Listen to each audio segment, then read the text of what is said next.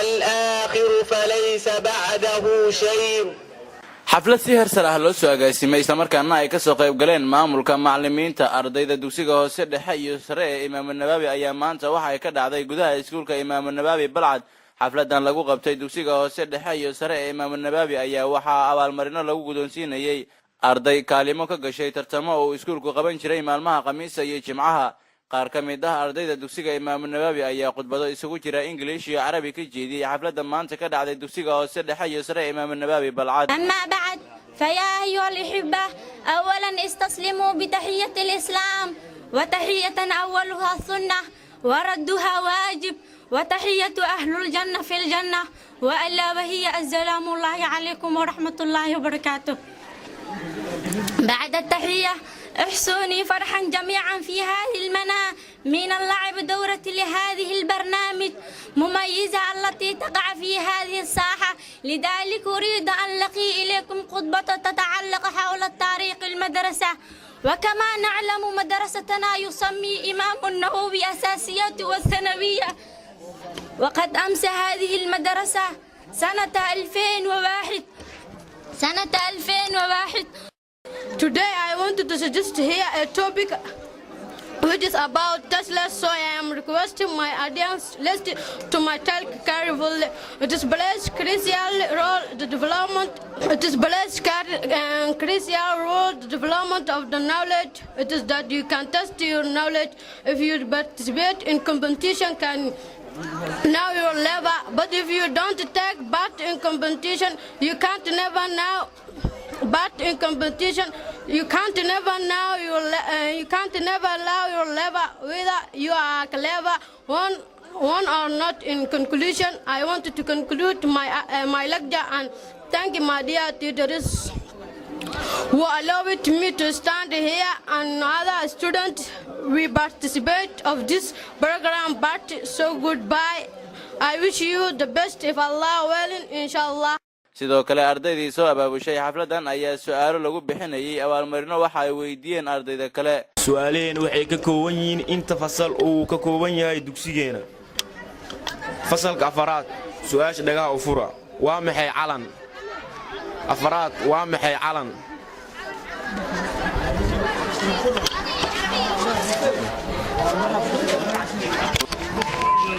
calanku waa astaanta lagu jarto waddan kasta xur ah. صحيح. xafladan gabayo iyo taariikhda iskuulka ka jeediyay goobta ay xafladan ka socotay. Imaam Nawawi baa la yiraahdaa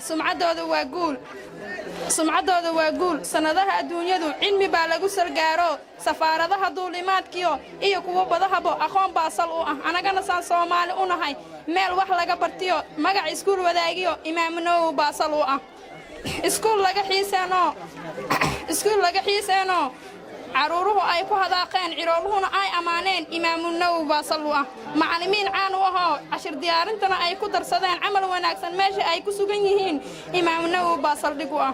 maanta waxaan jeclahay inaan ku soo bandhigo taariikhda uu leeyahay iskuulka iyo qiimaha uu inaga taagan yahay iskuulka iyo degmadeena Balcad anagu aynu nahay waxyada degmada iskuulka waxaa la aasaasay sidaad ogtihiin qof walbana oo memberkiisa uu ku fadhiyo inuu sanadii 2001 xalfadani aan maanta soo qabanayna waxay tahay xalfad soo jireen taasoo aan ka soo dhaxalnay arday hore maantana ka taagan Soomaaliya meel weyn oo aad iyo aad u balaaran.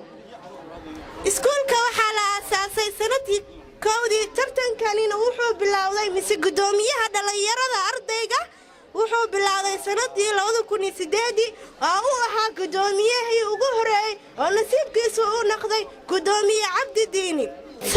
inta waxay ahayd taariikhdii uu ku saabsanaa iskuulka waxaan idinku soo talagalay hal maaso oo iskuulkana ku saabsan iyo memberkiisa inta wax xustay inta wax eegtay inta macallimiin hindistay inta maamul iyo macallimiin magacay u fadhiistaan ka soo baxay qalbiyadooda ka soo murmay magacooda kaasi oo noqday Imaam Nawawi amaanta ximbaarsannahay.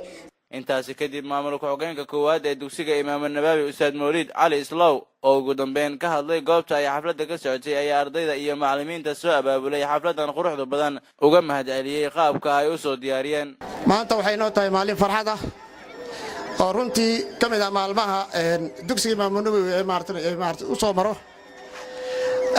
maanta halkan waxaan u joognaa xaflad lagu qatimayo tartan hore u soo socday sanadka hore ay ku tartamayeen guruubo ka tirsan ama laga soo maartay bixiyay fasalada uu ka kooban yahay dugsiga imaam nabaawi.